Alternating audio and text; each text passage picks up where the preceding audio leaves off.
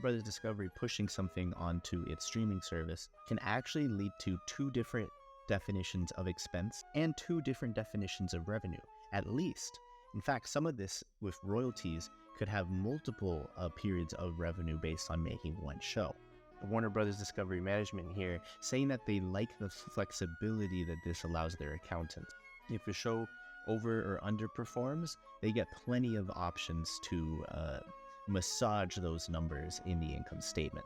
Within a few lines of that exact paragraph, they then have a special section, the management including a whole section for sources of cash, and subheader 1 is the debt senior notes. The placing of these two sections right next to each other is kind of a hint to us that the reason Warner Bros. Wants this flexibility right now is because they want to be able to massage numbers as long as they have this much debt due.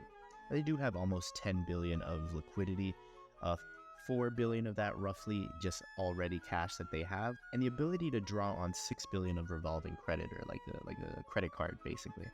Not many companies are this young and this large at the same time. And so in the latest season, all the money that their business made went to repaying the debt, $5.2 billion. But being young, they didn't have control over the timing of when they needed liquidity, which meaning that basically the same $5.2 billion that they repaid had to be borrowed as well. This is literally why it's called revolving credit facility, and this is about as revolving as we could possibly imagine. In reality, the $5.2 billion that Warner Brothers Discovery spent on repaying debt only lowered the total debt amount by roughly $7 million. $7 million out of $5.2 billion, it's a lot of revolving going on. Much of this happening because of the way that the supply chain for Warner Brothers Discovery is being transformed all over the place. I'm sure the Hollywood strike didn't help things, but even if that hadn't happened, these two companies coming together is meaning that a lot of customers of these companies are unsure who to send the money to, and a lot of suppliers are kind of trigger happy in sending invoices. None of this changes what the business is doing fundamentally, but it does mean that there are pretty constant fees being paid to middlemen in order to manage all this complexity. The accountants of Warner Bros. Discovery will make sure that these fees go down, and so there's just this natural tailwind for the company for the next several years. To try to speed this up, there's a whole section called Accounts Receivable Factoring, where they basically explain that for non-US trade accounts, which are their least important ones, they've already started to try to sell those at a quick loss to third-party financial institutions. They've been able to do that for about $0.3 billion, almost $0.4 billion. When all is said and done, this handy table that they've included for us shows us that the underlying business is making this much. But after managing all this liquidity craziness, on top of the fact that they just had a lot of debt even without this whole merger situation beforehand, they're actually only left with $389 million to add to their bank account when all is said and done. Now, it's not necessarily bad, maybe that just means they're being efficient, but given all the explanations of these last several pages, we know that Warner Brothers is actually a little dissatisfied. They don't think this is so low because they're being efficient and using all the money.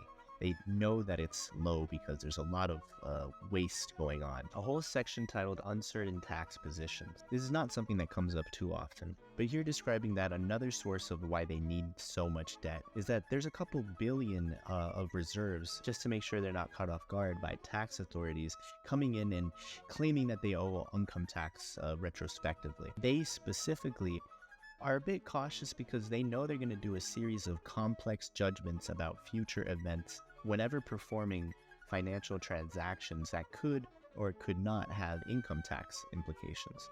Now, there is some subtext they're not adding here, which I will gladly add for you all, which is that if Warner Brothers Discovery wants to acquire additional companies in the near future, it doesn't want to have potential income tax liabilities hanging over its head.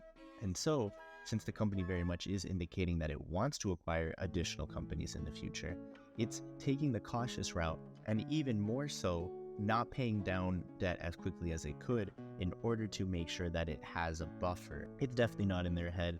Final sentence explaining that they're already being audited all over the place, and they actually expect that they're going to lose a couple audits in the next 12 months. Nothing too serious.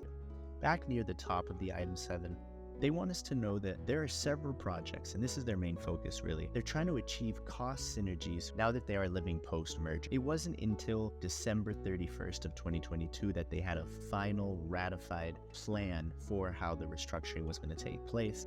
And so the last season, 2023 season, has really just been them implementing this plan and getting more details about whether it's going to work. And we really should give them some credit, because when this is all finished, they will have restructured Warner Bros., DC Comics, HBO, Max, Discovery Plus, CNN, Discovery Channel, HGTV, Food Network, TNT, TBS, TLC, OWN, and it goes and goes and goes and goes. Hanna-Barbera, Game of Thrones, Lord of the Rings, and they can just continue and continue and continue. A truly global portfolio, and a great example of how very large, complicated mergers can last years before they're actually finished, especially in the case of Warner Bros. Discovery, where they seem very much open to the idea of having to change this restructuring plan if another acquisition comes along. Something special is going on with the streaming industry for sure. And the people at Warner Brothers getting to use this restructuring to really explore the possibilities of what their company can be now, and also racking up very high expenses while doing it, which hopefully is going to allow them to avoid paying substantial amounts of income taxes that these companies would have almost certainly had to pay if they were still separate. If it's enough to handle all debt payments, which it certainly seems like it will be, then the story behind the numbers here is business majors once again getting to generate their dream company because of Hollywood accounting. But I now want to try to guess what the ranking is going to be. It doesn't really make money yet, and whatever cash it did generate, they even admitted was largely related to the Hollywood strike happening when it did. So I don't know, I think it's still young and complicated, and these aren't necessarily good things. So I'm going to say it's between the 30th and 40th percentile. What do you think? Sage Seeds AI is going to give us a ranking. Sage Seeds AI is trained to identify value investment opportunities. Tell your friends about it, get them to guess as well, and whichever one of you guesses the closest is destined to become a financial sage. Warner Bros. Discovery ranked in the 7th percentile, an outstanding ranking